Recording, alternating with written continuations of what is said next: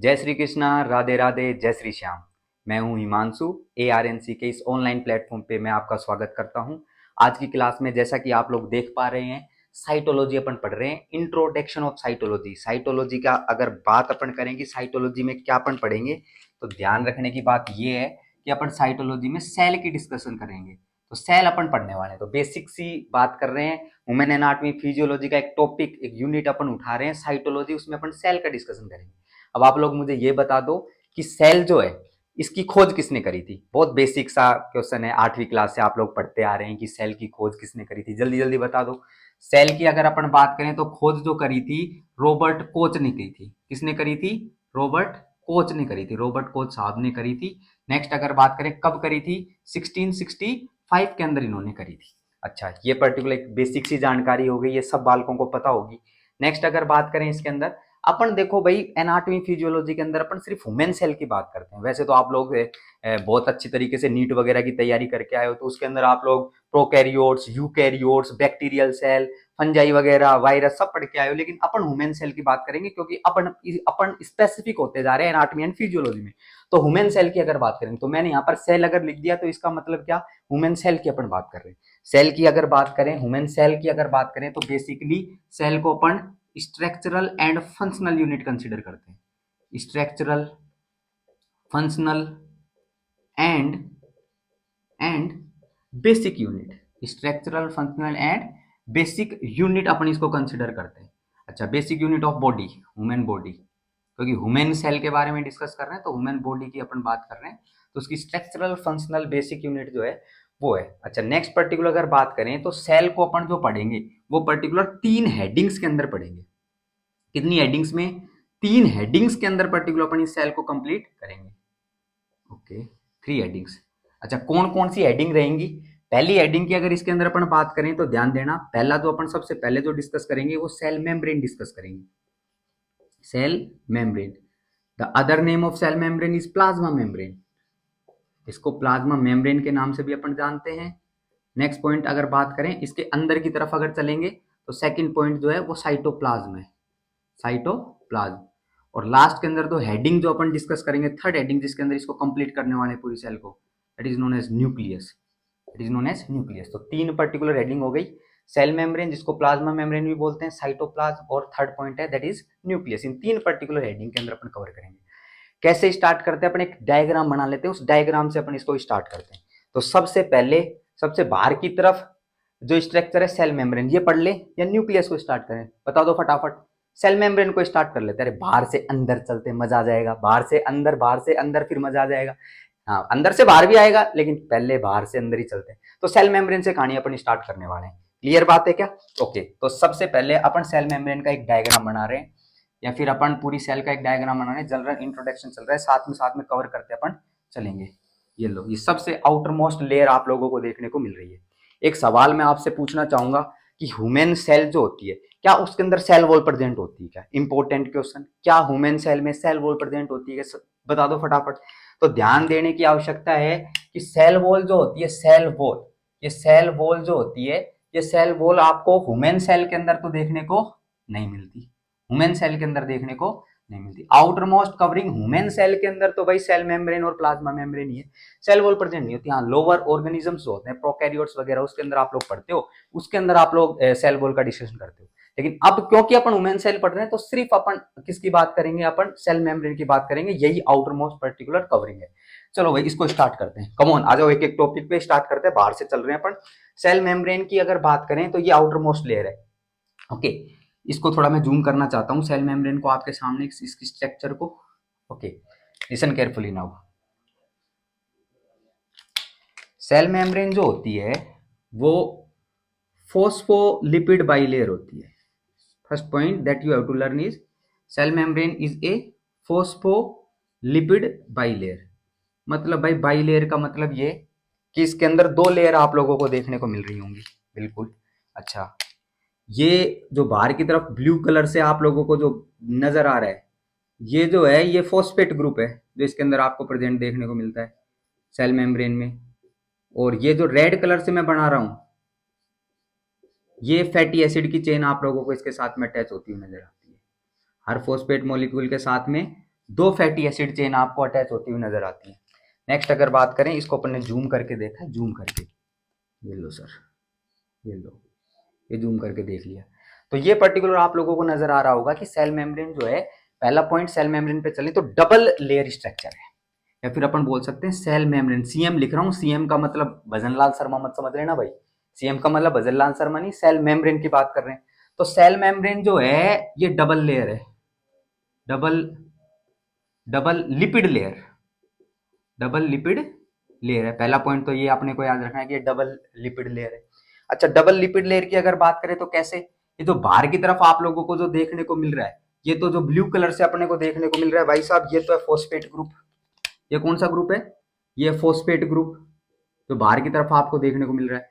और ये red colour से जो पर्टिकुलर आप लोगों को इसमें नजर आ रहा है, रेड कलर से, ये जो है ये फैटी एसिड चेन है, फैटी एसिड चेन, जो कि इसके अंदर आप लोगों को देखने को मिलती है। नेक्स्ट, सेल मेम्ब्रेन के बारे में और इंपॉर्टेंट कुछ बातें डिस्कस करते हैं। सेल मेम्ब्रेन जो आपको देखने को मिलती है, देखो अंदर की तरफ जो फ्लूइड प्रेजेंट होता है उसको तो अपन आईसीएफ कंसीडर करते हैं, और जो बाहर की तरफ सेल मेम्ब्रेन के बाहर की तरफ जो फ्लूइड होता है उसको अपन ईसीएफ कंसीडर करते हैं। तो सेल मेम्ब्रेन की खास बात ये मैं अगर आपको बताऊं कि ये एक्स्ट्रा सेलुलर फ्लूइड और इंट्रा सेलुलर फ्लूइड को सेपरेट करती है। आईसीएफ का मतलब जो सेल के अंदर होगा, ईसीएफ का मतलब जो सेल के बाहर होगा। चलो नेक्स्ट पर्टिकुलर पॉइंट के ऊपर अपन चलें। तो सेल मेम्ब्रेन जो होती है ये सेपरेट करती है, किस किस को सेपरेट करती है, सेपरेट करती है भाई ईसीएफ को और आईसीएफ को, सेपरेट ईसीएफ एंड आईसीएफ दोनों को सेपरेट करती है। आईसीएफ अलग हो जाएगा, ईसीएफ अलग हो जाएगा इसके अंदर। नेक्स्ट पर्टिकुलर पॉइंट के ऊपर इसके अंदर अपन चलते हैं। इनके अंदर जो फैटी एसिड की चेन आप लोगों को देखने को मिल रही है, इस फैटी एसिड चेन के बीच में यहाँ पर आप लोगों को एक मॉलिक्यूल और देखने को मिलता है, और वो पर्टिकुलर मॉलिक्यूल होता है सर कोलेस्ट्रॉल का। किसका मॉलिक्यूल, कोलेस्ट्रॉल का मॉलिक्यूल आप लोगों को देखने को मिलता है इधर सस्पेंडेड। अच्छा, ये कोलेस्ट्रॉल का मॉलिक्यूल, इसके साथ में पर्टिकुलर एक हाइड्रोक्सिल ग्रुप अटैच होता है। हाइड्रोक्सिल ग्रुप का मतलब OH माइनस आप लोगों को अटैच देखने को मिलता है, और ये OH माइनस, ये लो सर, OH माइनस, ये कोलेस्ट्रॉल की अगर बात करें तो कोलेस्ट्रॉल जो है 27 कार्बन कंटेनिंग का कंपाउंड है। इसके अंदर से थर्ड जो कार्बन होता है वहां पर OH माइनस आप लोगों को देखने को मिलता है। ये थर्ड कार्बन की बात कर रही जा रही है इस कोलेस्ट्रॉल मॉलिक्यूल में, वो बाहर की तरफ आप लोगों को सस्पेंडेड देखने को मिलता है। तो ये कुछ इसके अंदर स्पेसिफिक बात कर रहे हैं सेल मेम्ब्रेन में। और अगर अपन चर्चा करें, थोड़ा डिटेल के अंदर चलें, तो और अपन क्या डिस्कस कर सकते हैं, ध्यान देना कि सेल मेम्ब्रेन के अंदर कंपोजिशन की बात कर सकते हैं, सेल मेम्ब्रेन के कंपोजिशन की बात कर सकते हैं। हाँ, ग्लूकोज क्लियर आ रहा है क्या, क्लियर, ओके। कंपोजिशन, कंपोजिशन की बात अपन कर सकते हैं। कंपोजिशन की अगर अपन बात करें इसके अंदर, तो क्या क्या चीजें आपको देखने को मिलेगी, साफ ध्यान रखना। प्रोटीन, पहला पॉइंट क्या, प्रोटीन इसके अंदर देखने को मिलेगा, जो कि लार्जर क्वांटिटी के अंदर देखने को मिलता है, दैट इज 55%। 55% आप लोगों को प्रोटीन देखने को मिलता है इसके अंदर। नेक्स्ट पर्टिकुलर अगर अपन बात करें, इसके बाद लिपिड का कंटेंट भी आपको देखने को मिलता है, और लिपिड का कंटेंट पर्टिकुलर जो होता है वो 40% होता है। प्रोटीन्स इसके अंदर आप लोगों को सस्पेंडेड देखने को मिलते हैं, फॉर एग्जांपल इंटीग्रल प्रोटीन्स हो गए, ट्रांसपोर्टर्स हो गए, ये आप लोगों को देखने को मिल रहे हैं।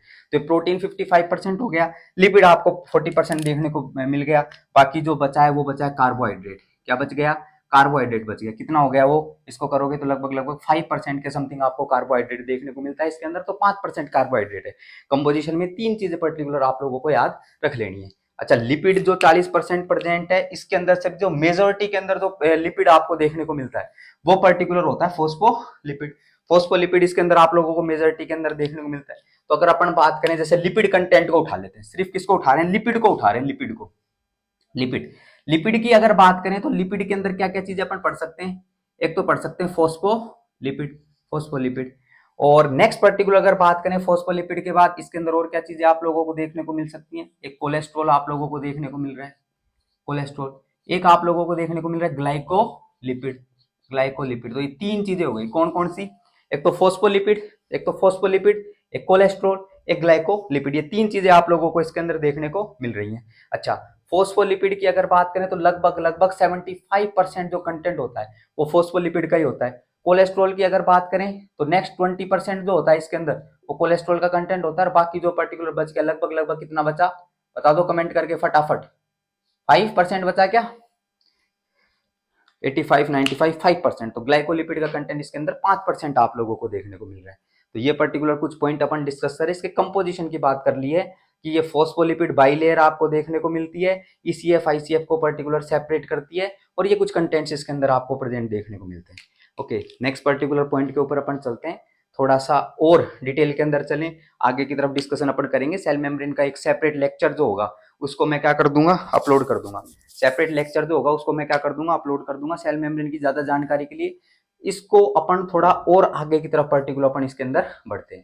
अच्छा, इस आईसीएफ के अंदर चलते हैं, थोड़ा अंदर की तरफ चलते हैं। अंदर मजा है भाई, अंदर चलते हैं थोड़ा ना। अच्छा, आने वाला है मजा, भी आने वाला है बिल्कुल। बीच में जब साइटोप्लाज्म में चलेंगे तो पर्टिकुलर बीच में आप लोगों को एक सेंट्रली लोकेटेड, क्योंकि ह्यूमन सेल के अंदर centrally located largest cell organelle आपको देखने को मिलता है, जिसको न्यूक्लियस बोलते हैं। इस न्यूक्लियस का पर्टिकुलर अपन ने डायग्राम बना लिया है। ओके, नेक्स्ट पर्टिकुलर पॉइंट पे चलें, अब साइटोप्लाज्म पे चलते हैं अपन। सेकंड हेडिंग जो अपनी है that is known as cytoplasm. इस साइटोप्लाज्म को ये अपन उठा रहे हैं। साइटोप्लाज्म की अगर भाई बात करें तो ध्यान देना, एक बार इसमें न्यूक्लियस को रफ कर रहा हूँ, न्यूक्लियस को रफ कर रहा हूँ इधर से, मैं साइटोप्लाज्म पे ही चल रहा हूँ एक बार, है ना। फिर अपन न्यूक्लियस को, nucleus will be discussed in separate lecture, cytoplasm तक अपन डिस्कस करेंगे। Okay, now listen carefully. Cytoplasm के अंदर अपन क्या क्या डिस्कस करते हैं साहब। साइटोप्लाज्म में तो वाटर का कंटेंट आप लोगों को प्रेजेंट देखने को मिलता है, जिसको अपन बोलते हैं साइटोसोल। क्या बोलते हैं, साइटोसोल। साइटोसोल इसके अंदर प्रेजेंट देखने को मिलता है, जिसमें वाटर का कंटेंट आप लोगों को देखने को मिलता है, मतलब इधर फ्लूइड ही फ्लूइड आपको प्रेजेंट देखने को मिल रहा होगा। नेक्स्ट साइटोप्लाज्म में अगर चलें अपन, तो यहाँ पर आप लोगों को कुछ न्यूट्रिटिव पार्ट भी आप लोगों को नजर आता है, और उस न्यूट्रिटिव पार्ट को सेल ऑर्गेनिल्स बोलते हैं। क्या बोलते हैं, सेल ऑर्गेनिल्स आप लोगों को देखने को मिलते हैं। तो सेल ऑर्गेनिल्स यहाँ पर सस्पेंडेड आपको देखने को मिलते हैं। तो फर्स्ट पॉइंट साइटोसोल, साइटोसोल अगर आपसे पूछे तो ध्यान रखना वाटर का content, that is watery content, water आपको देखने को मिलेगा। सेल ऑर्गेनिल्स जो होते हैं वो न्यूट्रिटिव पोर्शन होता है, that is nutritive content. Nutritive content आप लोगों को इसके अंदर देखने को मिलेगा, जिसके अंदर आप लोग अलग अलग सेल ऑर्गेनिल्स पढ़ोगे। ओके, नेक्स्ट पर्टिकुलर पॉइंट के ऊपर अपन चलें इसके अंदर, तो ध्यान देना इस साइटोप्लाज्म में और क्या क्या चीजें आप लोगों को प्रेजेंट देखने को मिल सकती हैं। कोई बताना चाहेगा कि जो से अपने साइटोप्लाज्म देखने को मिल रहा है, वाटर हो गया इसके अंदर, इसमें और क्या क्या चीजें आप लोगों को प्रेजेंट देखने को मिल। हाँ मुझे पता है आपको आती है, रहने दो, आपको नहीं बतानी है, बच्चों को बताने दो। अच्छा, तो नेक्स्ट अगर बात करें इसके अंदर, तो क्या क्या चीजें इसमें प्रेजेंट देखने को मिलती है। देखो भाई, एक ग्लूकोज, ग्लूकोज अपन चलते हैं।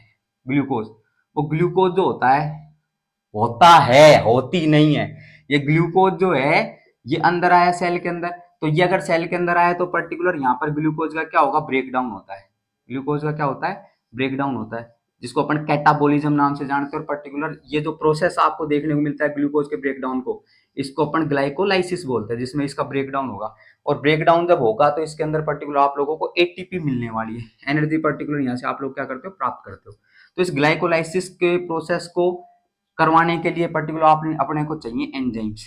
क्या चाहिए, एंजाइम्स। एंजाइम्स की अपने को बहुत जरूरत पड़ती है, बिल्कुल पड़ती है, क्योंकि बिना एंजाइम्स के ये स्टेप्स कवर नहीं होंगे। ग्लाइकोलाइसिस के टोटल 10 स्टेप्स होते हैं। ग्लाइकोलाइसिस का मतलब क्या होता है, ग्लूकोज का ब्रेकडाउन दो पायरुविक एसिड के मॉलिक्यूल के अंदर, उसको अपन ग्लाइकोलाइसिस बोलते हैं। इसमें एंजाइम्स की जरूरत पड़ती है। 10 स्टेप के अंदर ये कवर कंप्लीट होता है। तो उस 10 स्टेप्स में एंजाइम्स की आपको हर स्टेप के ऊपर जरूरत पड़ेगी। एंजाइम्स को डिफाइन करते हैं, एंजाइम्स को डिफाइन करते हैं। अच्छा, एंजाइम्स क्या होते हैं, enzymes are the proteins, enzymes are the proteins जो कि रेट ऑफ रिएक्शन को बढ़ा दे, they act as a catalyst, जो रेट ऑफ रिएक्शन को बढ़ा दें। ऐसे पर्टिकुलर प्रोटीन्स होंगे जो रेट ऑफ रिएक्शन को बढ़ा देंगे, उनको अपन एंजाइम्स बोलेंगे।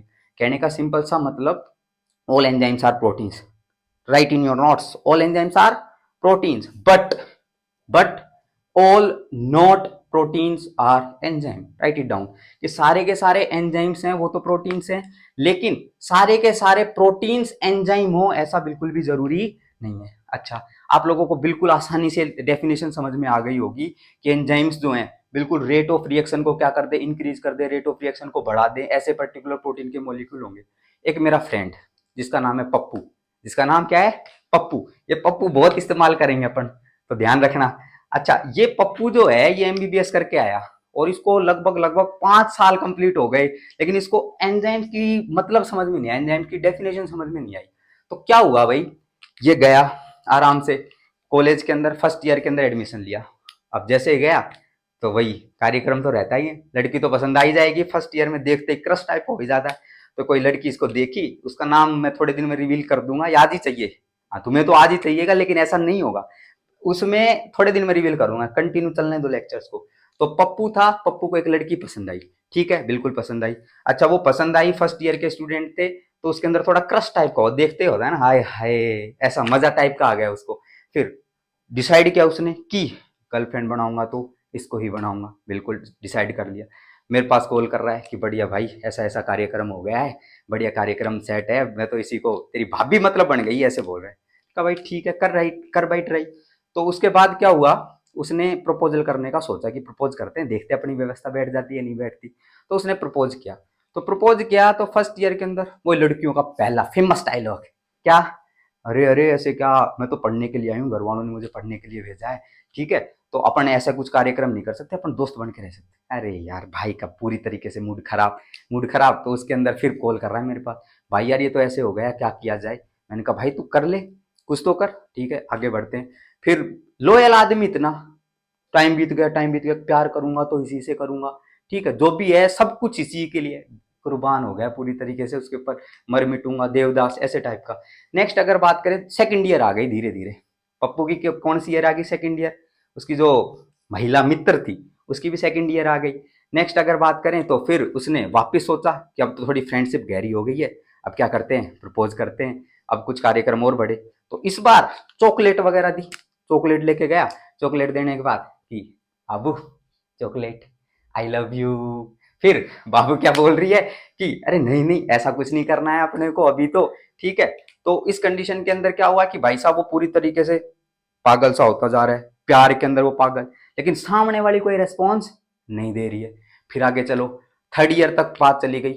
थर्ड ईयर में फिर मतलब यही कार्यक्रम, अब की बार थोड़ा और मॉडिफाई किया उसने, कैसे गुलाब वगैरह मंगवाए प्रपोज करने के लिए कि अब तो मैं प्रपोज करूंगा, ठीक है। तो थर्ड ईयर तक बात, देखो आजकल के जो लड़के होते हैं ना, इतना सबर बिल्कुल नहीं होता, लेकिन ये 3 साल तक एक ही चीज पे सबर रख रखा है, लोयल आदमी बिल्कुल तरी नहीं। आजकल के लड़के तो, कि सिंपल बात एक बोलता हूँ लाइन आपके लिए, कि राहों में है और कोई, बाहों में है और कोई, बीच वाली को तो मुस्कान दे के आ गए, एक से लड़ाई नैन, दूसरी का कर लिया चैन, तीसरी को शादी की जबान दे के आ गए। आजकल के मजनू तो इतना ना जानते कि कहां कहां प्रेम के निशान दे के आ गए, और जिन लिफाफों में प्रेम पत्र भेजा करते थे उन्हीं लिफाफों में कन्यादान दे के आ गए। आ रही क्या बात समझ में। तो आजकल तो ऐसा माहौल चल रहा है, लेकिन भाई वो लोयल आदमी, पहले हंस लो, तुम हंस लो, पहले हंस लो। हाँ, इसको मत लिखने लग जाना भाई, कॉपी मत करने लग जाना, इधर ये इस पे ध्यान दो, इस पे, ठीक है। अच्छा, फिर थर्ड ईयर की कहानी हो गई, फोर्थ ईयर में चलते हैं। फोर्थ ईयर में अब कहानी, अब थोड़ा विशेष विशेष बात, फोर्थ ईयर में थोड़ा मॉडिफिकेशन और, अब लड़की को करम जड़ी पागल, उसको पूरी तरीके से ये चीज समझ में आ गई कि अब तो भाई ये लोयल आदमी है, ये कहीं पे भी हटे, मतलब हटेगा नहीं, मेरे को धोखा नहीं देगा, क्योंकि 4 साल बहुत लंबा टाइम पीरियड होता है भाई। तो 4 साल के अंदर ये चीज समझ में आ गई। अब फाइनल बात थी, फाइनल के अंदर जैसे एग्जाम वगैरह कंप्लीट हुए, तो उसने प्रपोज किया, प्रपोज करने के बाद उसको वापस एक्सेप्टेंस मिली। तो उस टाइम 4 साल कंप्लीट होने के बाद उसको क्या मिली, एक्सेप्टेंस मिली। एक्सेप्टेंस के अंदर वो बोला ठीक है अपन थोड़ा कर लेते हैं धीरे धीरे। तो कार्यक्रम हुआ। अब जिस कार्यक्रम के लिए इतने 4-5 साल पर्टिकुलर इंतजार किया था, 4-5 साल इंतजार किया था, तो उसकी अगर अपन बात करें, वो कार्यक्रम की घड़ी आ गई क्या कि बाबू चलो यो में, ओयो हाँ अभी थोड़ा कुछ ये चल रहा है लफड़ा, ये कपल्स की एंट्री नहीं करेंगे, पहले तो फुल था माहौल था। तो भाई एंट्री करवाई अंदर की तरफ, गए ओयो के अंदर, वही कार्यक्रम स्टार्ट हुआ। कार्यक्रम क्या, लाइट्स वगैरह ऑफ, रात का कार्यक्रम बिल्कुल। लगा भाई साहब धड़ धड़ा धड़ धड़ाधड़ कार्यक्रम स्टार्ट पूरी तरीके से। आए मजे आ रहे हैं, तुम्हें भी मजे आ गए, पहुंच मत जाना कहीं इधर उधर भाई, इधर ही ध्यान दो। अरे क्या हो रहा है, ये ऐसे कुछ नहीं करना है यहाँ पे। अच्छा नेक्स्ट, फिर ये कार्यक्रम स्टार्ट हुआ। भाई साहब सामने वाली निकली बिल्कुल तेज, सामने टीवी लगा हुआ था, रिमोट उठाया ऑन कर दिया, भजन कीर्तन वाली सांस्कृतिक वीडियो, धमाधम धमा, वही वही वही जो समझ रहे हो ना, वही वीडियो, अरे समझ जाओ खुद से।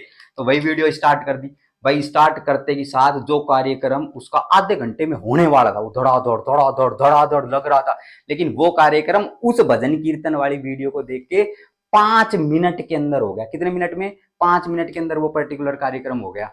तो इसी से पर्टिकुलर उसी दिन उसको समझ में आया कि ये जो एंजाइम्स है, एंजाइम्स ऐसे प्रोटीन के मॉलिक्यूल्स होंगे, रेट ऑफ रिएक्शन को बढ़ा देंगे।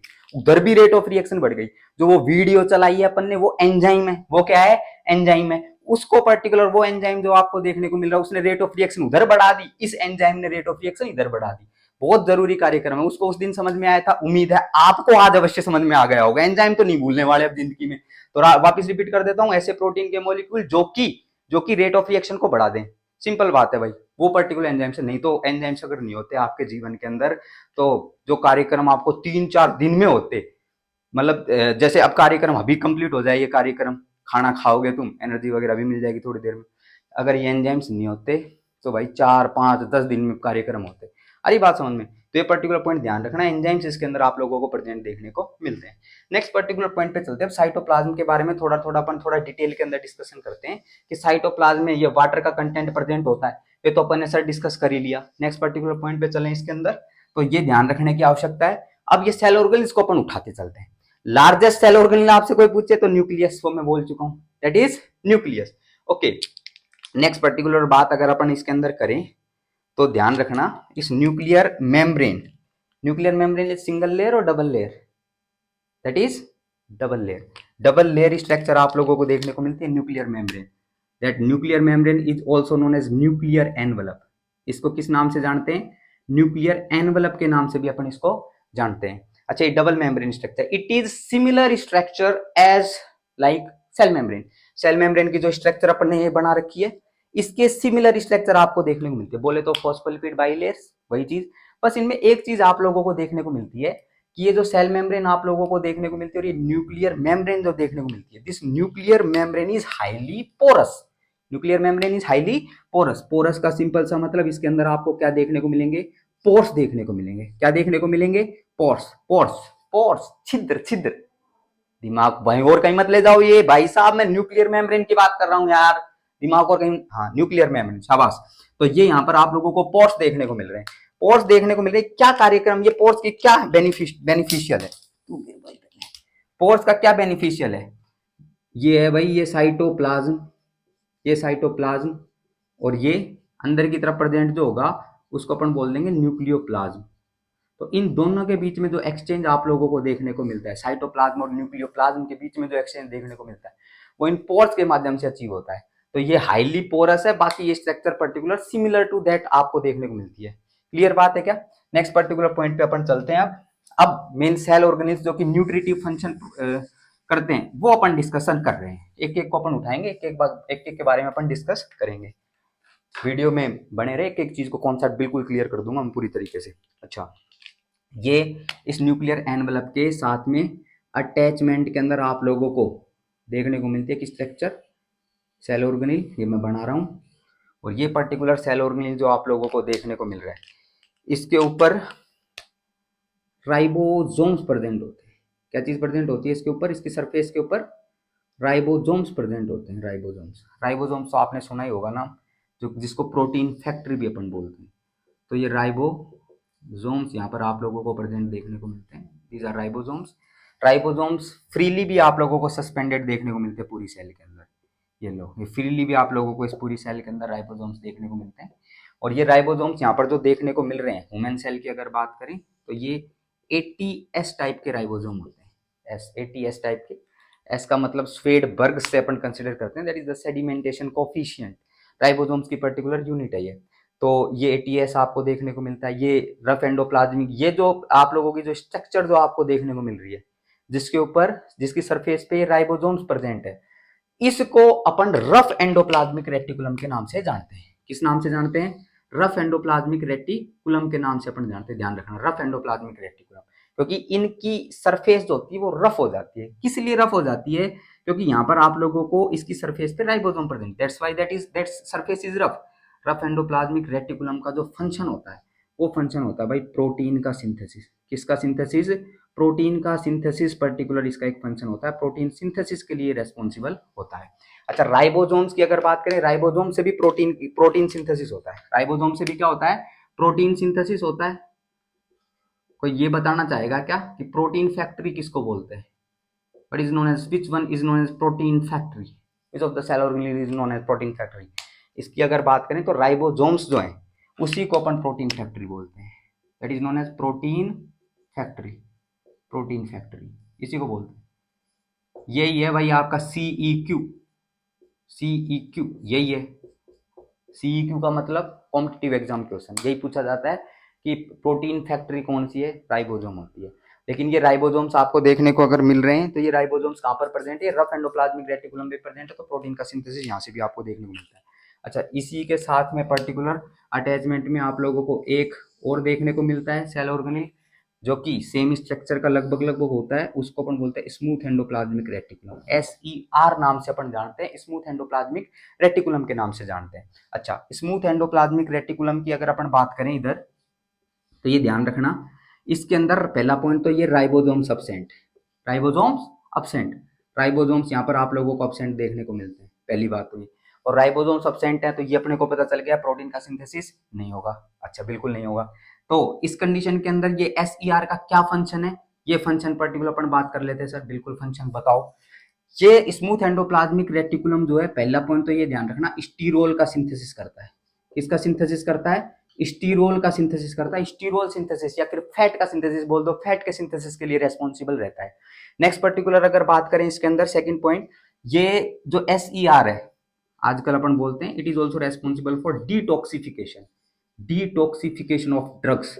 जो कि आप लोग ड्रग्स लेते हो, दवाइयां जो लेते हो, उसके डिटॉक्सिफिकेशन के लिए जो रेस्पॉन्सिबल होता है, उसकी टॉक्सिसिटी को कम करने के लिए, डिटॉक्सिफाई करने के लिए जो रेस्पॉन्सिबल होता है, वो स्मूथ एंडोप्लाज्मिक रेटिकुलम का एक फंक्शन है। ध्यान रखना, इसके ऊपर राइबोसोम्स आप लोगों को प्रेजेंट देखने को नहीं मिलते। ओके, नेक्स्ट पर्टिकुलर पॉइंट के ऊपर अपन चलते हैं।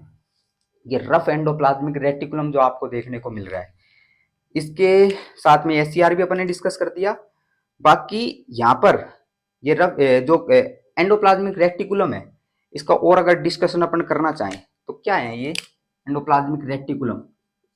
एंडोप्लाज्मिक रेटिकुलम क्या है? Series of interconnected canals, series of interconnected interconnected interconnected membranosus canals, membranosus canals, ये आप लोगों को देखने को मिलता है। और एंडोप्लाज्मिक रेटिकुलम में दो चीज पढ़ते हैं, स्मूथ एंडोप्लाज्मिक रेटिकुलम भी और आरिया। ये अपना लगभग लगभग एंडोप्लाज्मिक रेटिकुलम कंप्लीट हो चुका है।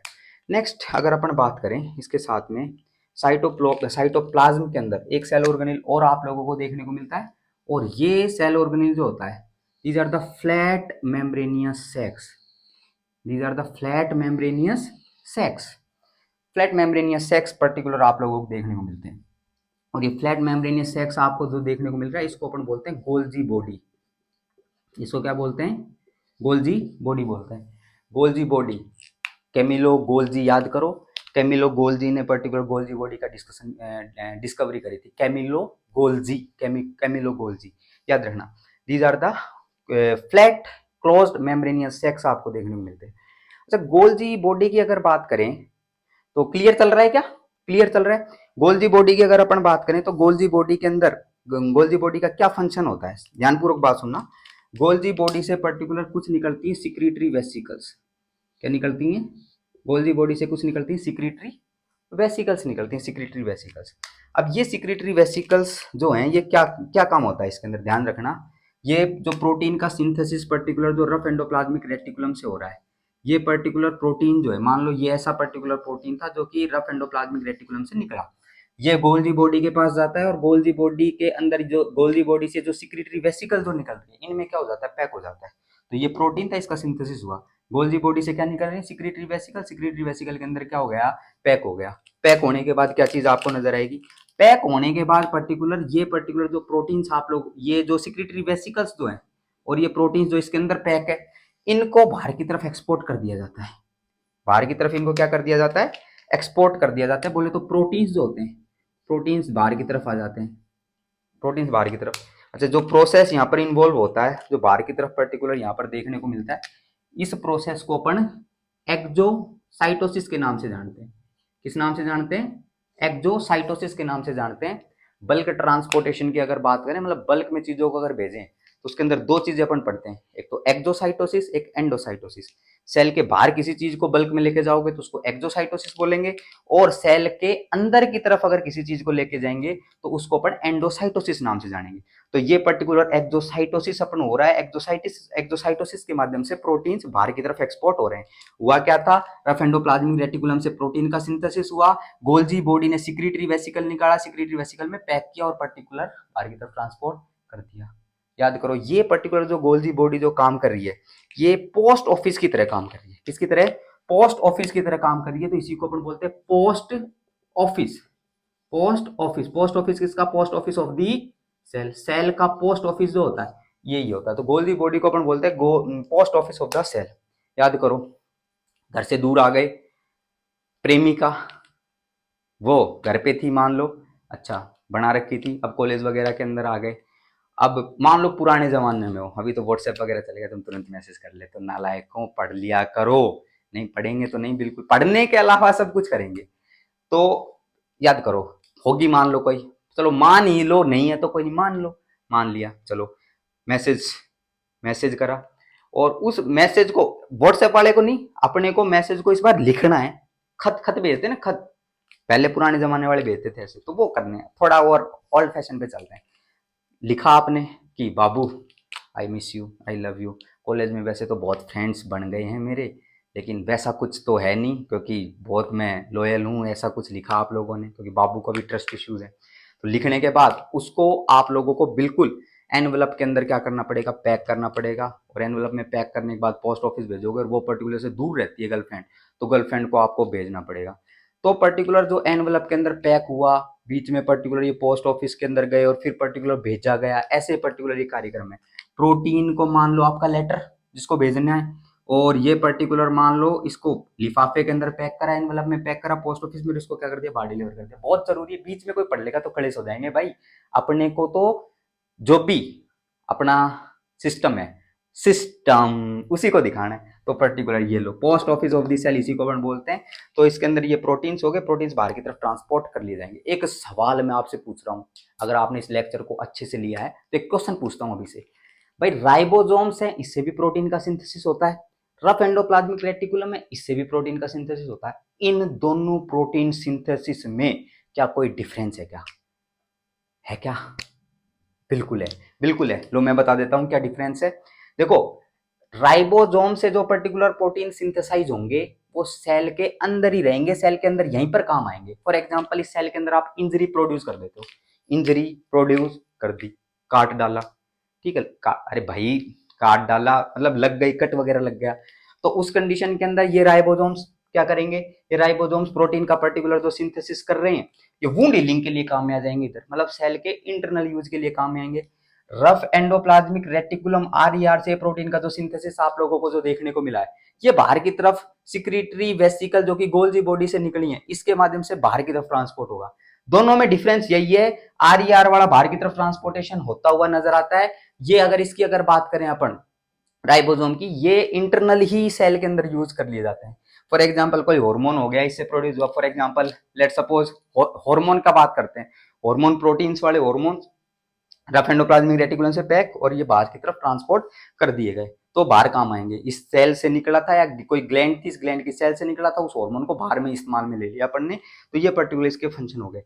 ये अपन ने रफ एंडोप्लाज्मिक के बारे में डिस्कस कर लिया, एससीआर के बारे में डिस्कस कर लिया, नेक्स्ट गोल्जी बॉडी के बारे में डिस्कशन कर लिया, राइबोसोम्स के बारे में भी अपन ने थोड़ा बहुत कंटेंट डिस्कस कर लिया। नेक्स्ट पर्टिकुलर पॉइंट के ऊपर अपन चलते हैं। इसके अंदर एक सेल ऑर्गेनिल आप लोगों को देखने को मिलता है, जो कि सबसे इंपॉर्टेंट सेल ऑर्गेनिल अपन कंसिडर करते हैं, और ये सेल मेम्ब्रेन, ये जो सेल ऑर्गेनिल आपको देखने को मिलता है, this cell organelle is a double membrane structure, double membrane structure, dual membrane structure आप लोगों को इसकी देखने को मिलती है, डबल मेम्ब्रेन स्ट्रक्चर है। और इसको अपन बोलते हैं, कोई कमेंट करके बता सकता है क्या इसको? पहले वीडियो को पॉज करो, कमेंट करके बताओ क्या है इसको बोलते हैं सर माइटोकॉन्ड्रिया। क्या बोलते हैं? माइटोकॉन्ड्रिया, माइटोकॉन्ड्रिया, इसको माइटोकॉन्ड्रिया के नाम से अपन जानते हैं। और माइटोकॉन्ड्रिया वही जो कि power house of the cell है। माइटोकॉन्ड्रिया क्या है? Power house of the cell, power house of the cell, power house of the cell, इसको अपन कंसिडर करते हैं। ओके, नेक्स्ट पर्टिकुलर पॉइंट के ऊपर अपन चलते हैं, जो है बाहर की झिल्ली जो इसको देखने को मिल रही है इस माइटोकॉन्ड्रिया में, इसको अपन बोलते हैं एक्स्ट्रा माइटोकॉन्ड्रियल मेम्ब्रेन। जो बाहर की तरफ झिल्ली देखने को मिल रही है इसको क्या बोलते हैं? Extra mitochondrial membrane. अंदर की तरफ जो देखने को मिल रही है इसको बोलते हैं इनर माइटोकॉन्ड्रियल मेम्ब्रेन। और ये बिल्कुल अंदर की तरफ जो देखने को मिल रहा है इसको बोलते हैं माइटोकॉन्ड्रियल मैट्रिक्स, इसको मैट्रिक्स नाम से जानते हैं। और ये पर्टिकुलर जो स्पेस आपको देखने को मिल रहा है that is known as intermembranous space, that is known as intermembranous space, note it down. तो आईएमएस, पहला पॉइंट ये कि ये डबल स्ट्रक्चर है, डबल लेयर स्ट्रक्चर आपको देखने को मिलता है, power house of the cell है। Power house of the cell का मतलब एटीपी, क्या, एटीपी, एटीपी के स्टोरेज का जो काम कर रहा होगा वो माइटोकॉन्ड्रिया ही कर रहा होगा। एटीपी के स्टोरेज का जो काम कर रहा होगा वो कौन कर रहा होगा, माइटोकॉन्ड्रिया ही कर रहा होगा। ये पर्टिकुलर माइटोकॉन्ड्रिया की अपन बात करते हैं। नेक्स्ट पॉइंट के ऊपर अपन इसमें चले तो नेक्स्ट पर्टिकुलर अगर बात करें एक सेल ऑर्गेनेल की, और अगर आप इसमें बात करें तो एक सेल ऑर्गेनेल प्रेजेंट होता है जिसको अपन बोलते हैं परऑक्सीजोम। क्या बोलते हैं, परऑक्सीजोम। तो ये पर्टिकुलर ये परऑक्सीजोम, परऑक्सीजोम, परऑक्सीजोम, परऑक्सीजोम की अगर बात करें तो परऑक्सीजोम के अंदर आप लोगों का एक एंजाइम देखने को मिलता है, that is known as urate oxidase. कौन सा enzyme, urate oxidase, urate oxidase. और ये यूरेट ऑक्सीडेज पर्टिकुलर ये अंदर डिस्ट्रैक्शन करने के लिए पर्टिकुलर कार्यक्रम कर रहा होगा। इसीलिए अपन परऑक्सीजोम जो है, परऑक्सीजोम का अगर फंक्शन डिस्कशन करें तो ये परऑक्सीजोम करता है detoxification, it is responsible for detoxification, detoxification of toxic substances. जो भी टॉक्सिक सब्सटेंसेस होते हैं उसका डिटॉक्सिफिकेशन पर्टिकुलर करने का जो काम रहता है वो परऑक्सीजोम का ही होता है। ये गोल्जी बॉडी से एक स्पेशल टाइप की सिक्रीटरी वेसिकल निकलती है। नेक्स्ट पॉइंट है, गोल्जी बॉडी से एक स्पेशल टाइप की क्या निकलती है, सिक्रीटरी वेसिकल निकलती है। और ये जो स्पेशल टाइप की सिक्रीटरी वेसिकल जो निकलती है भाई, इसको अपन बोलते हैं लाइसोसोम। क्या बोलते हैं, लाइसोसोम, लाइसोसोम। क्लियर है क्या, लाइसोसोम। अच्छा, इसको लाइसोसोम बोला। नेक्स्ट अगर बात करें इसके अंदर ये लाइसोसोम जो है इसको अपन suicidal bag of the cell भी बोलते हैं। क्या बोलते हैं, suicidal, suicidal bag of the cell. Suicidal bag of the cell बोले तो जो सेल का जो गार्बेज सिस्टम है, कूड़ा होता है ना कचरा ऐसे ही, तो उसको अपन बोलते हैं। मतलब लाइसोसोम जो होता है गोल्जी बॉडी से निकलने वाली एक सिक्रीटरी वेसिकल है जिसको लाइसोसोम अपन ने बोल दिया। और अगर अपन इसके अंदर डिस्कशन करें तो ये लाइसोसोम जो है अंदर की तरफ पर्टिकुलर जो सेल के कंटेंट होंगे उनको अंदर एंगल्फमेंट कर लेगा, और एंगल्फमेंट करने के बाद यहाँ पर पर्टिकुलर इसका डिस्ट्रक्शन करता हुआ नजर आएगा। तो इसीलिए अपन ने suicidal bag of the cell बोल दिया, या फिर garbage system of the cell भी आप लोग इसको बोल सकते हो। परऑक्सीजोम के बारे में डिस्कस कर दिया, ये पर्टिकुलर पॉइंट अपन ने इसके अंदर डिस्कस कर दिया। नेक्स्ट पर्टिकुलर अगर बात करें तो एक प्रेजेंट आपको इसके अंदर सेल ऑर्गेनेल में अपन पढ़ते हैं, दैट इज साइटोस्केलेटन। क्या पढ़ते हैं, साइटोस्केलेटन पढ़ते हैं। मेरे हिसाब से मुझे ये जो पर्टिकुलर जो है सेल मेम्ब्रेन जो है इसको रफ करने में कर देना चाहिए, कोई ज़्यादा प्रॉब्लम वाली बात नहीं। आप लोगों ने नोट्स वगैरह बना लिए होंगे इसके। तो नेक्स्ट पर्टिकुलर अगर बात करें इधर, इसको मैं रफ कर रहा हूँ थोड़ा सा। ओके, नेक्स्ट अगर बात करें इसके अंदर, अब जो अपन पढ़ रहे हैं वो पढ़ रहे हैं साइटोस्केलेटन। क्या पढ़ रहे हैं, साइटोस्केलेटन, साइटोस्केलेटन, साइटोस्केलेटन। अगर इसकी अगर अपन बात करें साइटोस्केलेटन की तो ध्यान देना एक बार। देखो वैसे अपना स्केलेटन जो होता है, अपना जो ढांचा होता है वो पूरा स्केलेटल सिस्टम, ऐसे ही सेल का भी ढांचा होता है, ऐसे ही सेल का भी ढांचा आप लोगों को देखने को मिलता है। और सेल का जो ढांचा जो होता है, साइटो वर्ड जो होता है ना, ये सेल के लिए इस्तेमाल करते हैं। तो सेल का जो स्केलेटल सिस्टम जो होता है उसको साइटोस्केलेटन अपन बोलते हैं। इस साइटोस्केलेटन के अंदर अपन दो चीजें अपन पढ़ते हैं। साइटोस्केलेटन में क्या क्या पढ़ते हैं अपन, दो चीजें अपन पढ़ते हैं। पहला पॉइंट इसके अंदर जो पढ़ते हैं अपन वो पढ़ते हैं माइक्रोफिलामेंट्स। क्या पढ़ते हैं, माइक्रोफिलामेंट्स, माइक्रोफिलामेंट्स इसके अंदर डिस्कस करते हैं। तो पहला जो इसके अंदर अपन पढ़ेंगे वो माइक्रोफिलामेंट्स पढ़ेंगे। माइक्रोफिलामेंट्स भाई थिन फिलामेंट्स होते हैं, thin, thin. Microfilaments are thin filaments. Thin filament मतलब इनका जो थिकनेस होगी वो कम आप लोगों को देखने को मिलेगी। अच्छा, थिकनेस भी अगर किसी को जाननी है तो थिकनेस भी सुन लो, that thickness is around 5 to 7 nanometre. कितनी थिकनेस, 5 से 7 नैनोमीटर इनकी थिकनेस आपको देखने को मिलती है। अच्छा, माइक्रोफिलामेंट्स के बाद अगर अपन चलें तो माइक्रोट्यूब्यूल्स भी आपको देखने को मिलते हैं इसके अंदर, माइक्रोट्यूब्यूल्स। और माइक्रोट्यूब्यूल्स की अगर बात करें तो ये कॉन्ट्रैक्टाइल प्रोटीन्स होते हैं। क्या होते हैं, कॉन्ट्रैक्टाइल प्रोटीन्स। माइक्रोट्यूब्यूल्स क्या होते हैं, कॉन्ट्रैक्टाइल प्रोटीन्स होते हैं, कॉन्ट्रैक्टाइल प्रोटीन्स होते हैं जो कि इसके अंदर प्रेजेंट देखने को मिलते हैं। लेकिन माइक्रोट्यूब्यूल्स की अगर बात करें तो ध्यान रखना ये थिक होते हैं, थिक, थिक होते हैं। और इनका जो डायमीटर आपको देखने को मिलता है लगभग लगभग 23 नैनोमीटर के समथिंग होता है।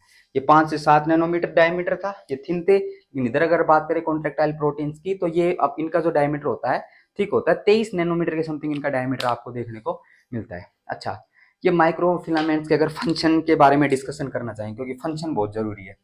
फंक्शन की अगर बात करें तो मूवमेंट, फंक्शन की अगर बात करें, मूवमेंट हो गया, कॉन्ट्रैक्शन हो गया, मूवमेंट हो गया, कॉन्ट्रैक्शन। जैसे स्केलेटल मसल्स में आप एक्टिन पढ़ते हो, मायोसिन पढ़ते हो, एक्टिन का कॉन्ट्रैक्शन, मायोसिन का कॉन्ट्रैक्शन। माइक्रोफिलामेंट्स की है वो, माइक्रोफिलामेंट्स और छोटे छोटे फिलामेंट्स ही है। आ रही बात समझ में। नेक्स्ट अगर बात करें माइक्रोट्यूब्यूल्स की, तो ये कॉन्ट्रैक्टाइल प्रोटीन्स होकर ये पर्टिकुलर। अच्छा, इसके फंक्शन की अगर बात करें तो ध्यान रखना, माइक्रोट्यूब्यूल्स में responsible for cell division, responsible for cell division, responsible for cell division. Next function की अगर बात करें, क्लियर है क्या, responsible for cell division. Next अगर बात करें तो एक पॉइंट और इसके अंदर अपन पढ़ सकते हैं, that is responsible for cell division. And next point की अगर इसमें बात करें तो ये movement of cell organelles, movement of cell organelles, movement of cell organelles, movement of cell organelles, ये याद रखना, movement of cell organelles. Cell organelles के मूवमेंट के लिए अंदर की तरफ सेल ऑर्गेनेल्स का जो मूवमेंट आप लोगों को देखने को मिलता है, उसके लिए जो रेस्पॉन्सिबल आपको देखने को मिलता है वो होते हैं माइक्रोट्यूब्यूल्स। क्योंकि जब मैं इन फ्यूचर थोड़े दिन में पढ़ाने वाला हूँ, जब न्यूक्लियस के अंदर जाएंगे अपन, तो मैं आप लोगों को पढ़ाऊंगा कि सेंट्रोजोम, क्या पढ़ाऊंगा, सेंट्रोजोम। सेंट्रोजोम जो होते हैं भाई, वो माइक्रोट्यूब्यूल्स अगर बंडल्स के अंदर अरेंज आपको देखने को मिले तो उसको अपन पर्टिकुलर माइक्रोट्यूब्यूल्स के नाम से अपन जानते हैं। तो वो सेंट्रोजोम जो है, वो सेंट्रोजोम जो है वो सेल डिवीजन के लिए रेस्पॉन्सिबल होगा। और सेल डिवीजन के अंदर वो स्पिंडल फाइबर्स वगैरह मैं माइटोसिस मियोसिस की क्लास के अंदर पूरी तरीके से डिस्कस करने वाला हूँ। पर ये ध्यान रखना, ये सेल ऑर्गेनेल्स के मूवमेंट के लिए भी रेस्पॉन्सिबल आपको जो देखने को मिलते हैं वो माइक्रोट्यूब्यूल्स ही होते हैं। तो ये पर्टिकुलर कुछ पॉइंट्स इसके अंदर अपन ने डिस्कस करे हैं। क्लियर बात है क्या। अच्छा, सेल मेम्ब्रेन का लेक्चर अपन अलग से लेंगे, न्यूक्लियस पर्टिकुलर अपन धीरे धीरे पहुंच ही जाएंगे। इसमें साइटोप्लाज्म में साइटोसोल का कंटेंट प्रेजेंट, और सेल ऑर्गेनेल्स में ये different different cell organelles content present होता है। तो आज की क्लास में अपन ने ये पढ़ लिया है कि सेल मेम्ब्रेन क्या होती है, साइटोप्लाज्म क्या होती है। नेक्स्ट वीडियोज के अंदर ये न्यूक्लियस का लेक्चर आपको मिल जाएगा, सेल मेम्ब्रेन का एक स्पेसिफिक लेक्चर मिल जाएगा। एनाटॉमी के हिसाब से तो सफिशियंट है, एनाटॉमी के हिसाब से सेल मेम्ब्रेन इतना सफिशियंट आपको देखने को मिलता है। लास्ट में अगर और एक चीज अगर सेल मेम्ब्रेन में याद करना चाहते हो तो एक चीज और याद रख लेना कि सेल मेम्ब्रेन जो होती है, सेल मेम्ब्रेन, इसकी जो थिकनेस जो होती है, थिकनेस वो 75 से 111 आर्मस्ट्रॉन्ग, इतनी पर्टिकुलर थिकनेस आपको देखने को मिलती है। ये इसकी थिकनेस आपको इतनी देखने को मिलती है, 75 to 111 आर्मस्ट्रॉन्ग आपको थिकनेस देखने को मिलती है। किसकी, सेल मेम्ब्रेन की, सेल मेम्ब्रेन की थिकनेस में पढ़ा रहा हूँ। अच्छा, तो नेक्स्ट अगर बात करें तो नेक्स्ट वीडियोस के अंदर ये न्यूक्लियस के बारे में, सेल मेम्ब्रेन के बारे में आप लोगों को पता चल जाएगा। और आज की क्लास में एक अपन ने पॉइंट डिस्कस किया है, competitive exam question, that is ribosomes, that is protein synthesis. एक क्वेश्चन मैं आप लोगों को बता देता हूं जो कि अपन नेक्स्ट क्लास के अंदर डिस्कशन करने वाले हैं कि what is known as ribosomal factory. अगर वो राइबोसोमल फैक्ट्री आपको पता है तो आप कमेंट करके अंदर वीडियो के अंदर जरूर बताएं, और नेक्स्ट वीडियो के लिए बिल्कुल तैयार हो जाएं। आज की क्लास को यही समाप्त करते हैं, फिर मिलेंगे नए लेक्चर के साथ। बहुत बहुत धन्यवाद आपका, thank you for the class.